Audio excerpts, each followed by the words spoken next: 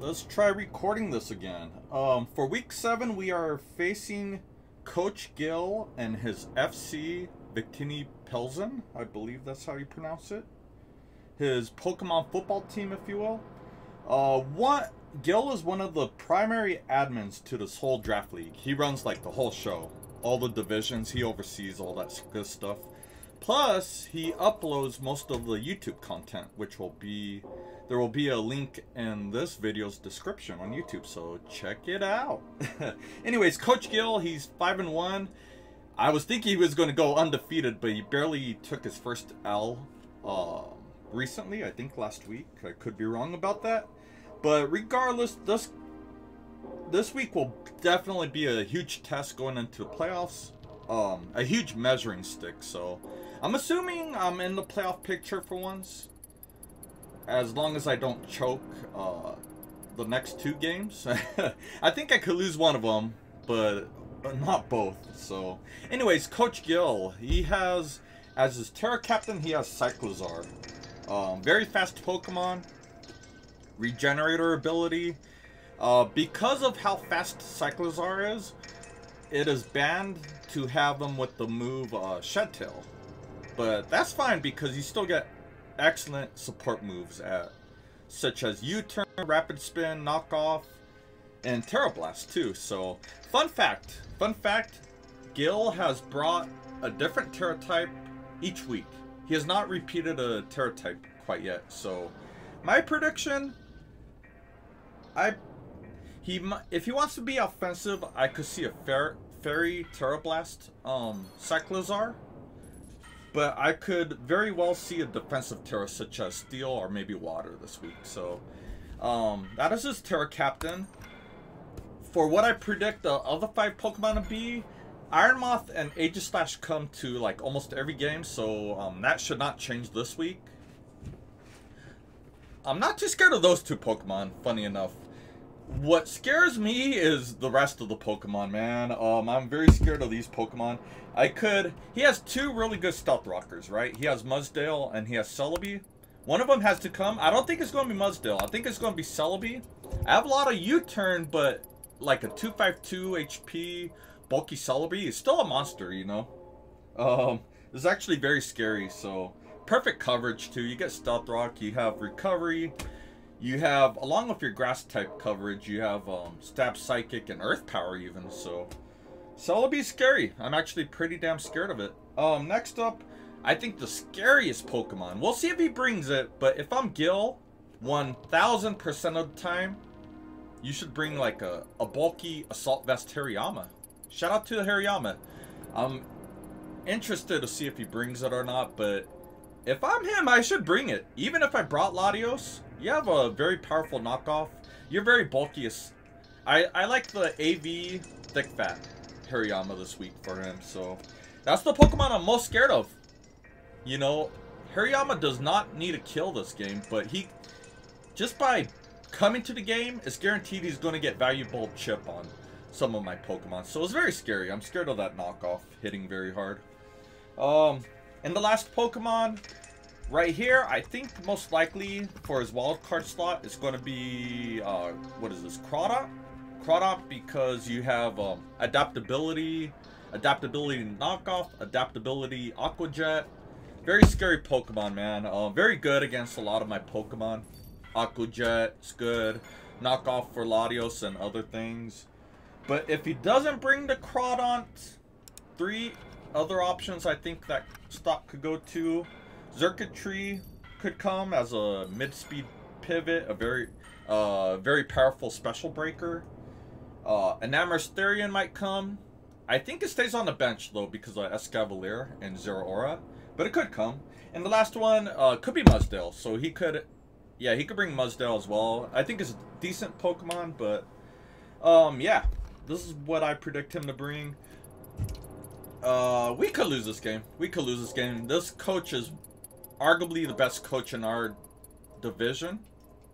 He's actually Typhlosion League material.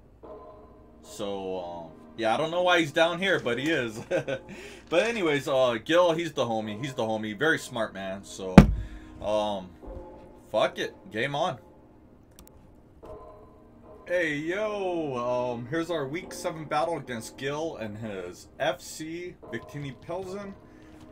I don't have a question of the day, man. I just gotta. It's a big AMC day. If you know, you know. But yeah, we went up 70% on our trade position today, man. Just flipped it for a quick 1,000 all in one day, so it was really hype. Enough about that though. Join the Discord if you're curious what I'm talking about. But anyways, for our battle here, some surprises come this match. I did not see Alakazam ever coming. I don't think I agree with the Breen. Honestly, I don't think Alakazam's good against me. I'm surprised not to see Hariyama. I think Hariyama is like his best Pokemon on his roster against my team, right? And I'm very surprised not to see it. Xurkitre makes sense, though, because his roster is threatened very badly by my Primarina. But I'm very shocked not to see Hariyama. Like I said in Team Builder, I thought Assault Vest Hariyama just goes in against my team. It will, maybe doesn't get a kill, but it weakens so much, you know. Just throw Assault Vest on there. You have Knockoff, you have Thunder Punch, I guess. You should have bought Hariyama, but he brings Alakazam instead. The rest of the Pokemon makes sense. And Celebi came, of course. I'm very scared of Celebi. And as you see in this replay, is a bothersome Pokemon. So anyways, turn 1. This won't be an offensive episode here. Straight to the point. It's actually fairly quick, so not much to cover here, surprisingly. But it's a quick battle. Let's play with music off. I'm going to lead with Silvally Ghost. Shout out to Silvally. I've been leading it. It makes for a good lead. I actually like it as a lead. For me, Silvally Ghost is a middle ground lead. I could either T-Wave something. I would love to T-Wave the CYCLIZAR, by the way. Or I could U-turn out. I lead with Silvally Ghost, and he's going to lead with Xurkitre. And immediately, we're going to find out his Xurkitre is Choice Scarf. He's going first. I have speed on my Silvally, and he's going first. So we know right off the bat he's a Choice Scarf. We find out very important info right away. Because that Choice Scarf would have been a unpleasant surprise for us later. But he Volt switches into his Captain CYCLIZAR, and I U-turn out into my Zeraora. So, wanting to play it safe and scout out what happens here, I go into Primarina, and I'm glad I did, because as you can see, he's going to Terra right away into Terra Ground and Terra Blast. So I would lost my Zeraora. We played it safe and sound, and let me slow this down, by the way. And we played it safe, and I'm glad we did, because we kept our Zeraora healthy, and Primarina could eat that. So, anyways, he switches out to Celebi. I knew Celebi was going to be a pain in my ass. I didn't want to see this Pokemon because it stops my Primarina outright. The Primarina set I have gets stopped by this. So, anyways, what do we do here? Oh, what do we do here actually?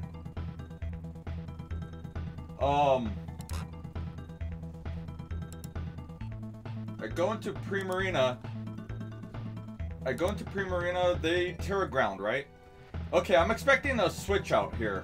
I expect CYCLIZAR not to stay in. I go for Sing, and we land the Sing onto this problematic Celebi. He switches out, which was kind of a mistake after this all said and done. And I land a Hydro Pump. Into a CYCLIZAR, and we take that boy out. We take that threat out right away, and he goes back into Celebi. So that is fucking wild. That turns out to be like the turn of the game right away too. You know, I did that because my 2 attacks on this Primarina is Hydro Pump and Moonblast. And I saw Hydro Pump, it hits more of his Pokemon, I believe. I could have went Moonblast, but I'm glad that we went Hydro Pump because we knocked out the Terra Ground Captain. Hydro Pump just has more upside. And the thing was, going into this week, I kind of wanted to fuck around. It was not a must-win week for me at all. And I wanted to fuck around with some sets. I'll just spoil it right here. We're Blunder Policy Primarina. I've always wanted to bring Blunder Policy to a draft league game. And yeah, let's go balls to the wall and bring it against like the best team in our division, right? But we're blender policy. My idea here was I'm gonna bring inaccurate moves. We're gonna bring the 55 accuracy Seeing and the 80% accuracy Hydro Pump. So like if he switches out, I'm either gonna put something to sleep or I'm gonna activate my blender policy, which has high upside. It has high upside. We outspeed all of his team if we activate the blender policy. But funny enough, we're landing all these fucking moves that are supposed to miss, right? Anyways, he goes back into another... I'll explain the other heat I brought later, but he goes back into Celebi for whatever reason. And, you know what? I just say... I'm not sure why I did this. It wasn't the smartest move on me. But I go for another Seeing. I guess I want to put the Celebi back to sleep and then switch out, I think. But anyways, we go for Seeing again, just to buy me some time. And he goes for Stealth Rock, and I actually land Seeing again, which is crazy. So much for 55% accuracy, right? Anyways, I go for Moonblast. I go for Sub. I'm not sure. I should have just attacked here, but he wakes up. He wakes up, of course. He has an early wake up, and he reveals he's physical Celebi, which is smart. It goes to show you he's like terrified of this Primarina, right? So that's why he's going physical Celebi with Leaf Blade, because Primarina is like his biggest threat, and yeah, Guil's a very smart guy, so he has Leaf Blade. Anyways, at this point, he wakes up early. He hits me with a Leaf Blade. I go for Moonblast, try to get some chip down, and I opt to just say bye to Primarina. Primarina's so good, but I want to keep everything else healthy. Unfortunately, we don't showcase our blender policy tech, but he will knock me out here, right? He knocks me out here with the second Leaf Blade. And this allows me, second off Primarina allows me to go into Infernape, which you would expect U-turn to kill a grass and psychic type. No, we don't. It lives on 3%. Guys, I did some calcs after this game when I'm writing my notes. The U-turn does 67%, which means not only was Guil Celebi max HP, 252 HP, not only that, but he has a lot of defensive EVs or a defensive nature, if not both. Yeah, man, like, if he's just 252 HP with like timid nature, you go down to U-turn each and every time. So he lives. I just wanted to take a moment and acknowledge the hard work that Guil went into his spread. But anyways, luckily, okay, I did U-turn, and luckily I go into Escavalier so I could dodge this incoming, what was it, Toxic. Incoming Toxic. We dodge it just by luck, so. Anyways, he recovers. I go for knockoff, and we don't kill. Once again, displaying the defensive investment of Celebi. He tries to recover again, but unlucky for Guil, I have Megahorn on deck. And that goes to show you how much I was fearful of Celebi, you know? That I figured, okay, there's a chance knockoff won't kill. Megahorn will always kill. I don't give a fuck what kind of set you have. As long as we don't miss it, but we hit it. So we kill with the Megahorn, and Xurkitre comes in here. Xurkitre comes in here, and it all switches for a very valuable chip. I think it does like 22%. Yeah, 22%. My knockoff, I go for knockoff here, and it goes into Crawdaunt, which this turns out to be very key, as you will see in a moment. We knock off Choice Band off Crawdaunt, and you know what? A part of me at the time wanted to stay in and just Megahorn Crawdaunt because I'm kind of scared of this Pokemon, right? But looking at his Pokemon, he has Crawdaunt, and the rest are special attackers. So I find it in my best interest to actually preserve my captain, who has some Spadef investment and Assault Vest. I want to keep Escavalier alive, basically. So we end up going Silvally and we sack off Silvally. I want to clean switch in. I forgot what happens here, but he knocks me out. He knocks me out. And I go into Swellow, I believe. I go into Swellow here. And we're seeing Escavalier's knockoff come into play. We take rocks damage, and his Aqua Jet does not kill. Thanks to knocking off Choice Band earlier. So we kill with Boom Burst. And I would have went into Choice Scarf Xurkitre here, but he goes Iron Moth. He does this, you'll see.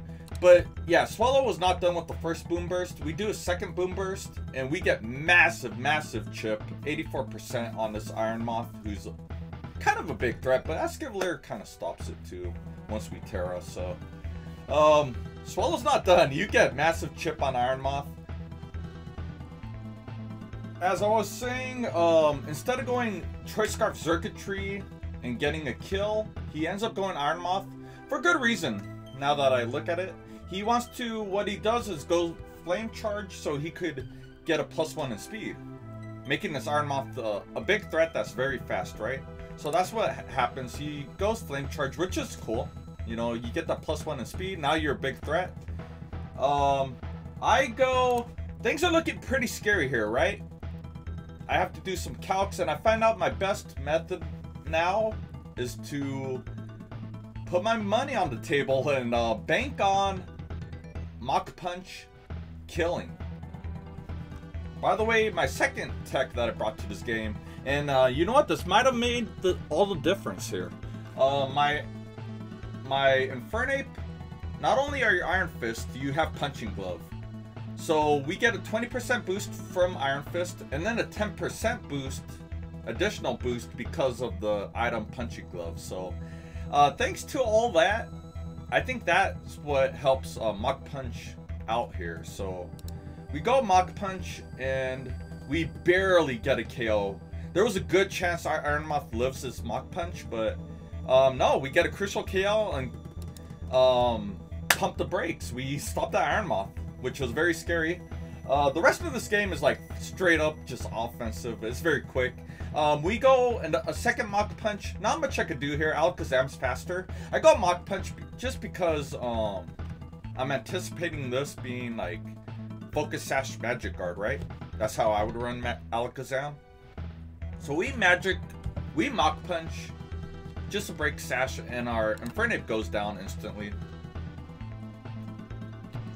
And at this point on, it's pretty...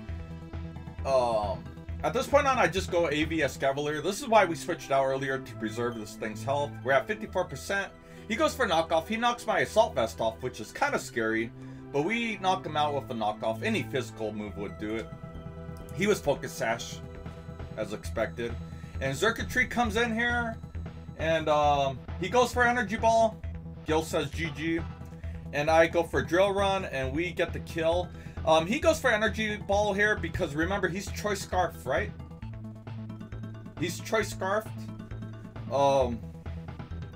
And if he would have locked into T-Bolt or Volt Switch, it would have been GG anyways, because we have a Volt Absorb Zeraora in the back. I don't think it ever... Did it come in? It came in, but it didn't stay in for a turn. It's full health, so... Volt Absorb, Zeraora would have handled the threat. So, anyways, that's GG's.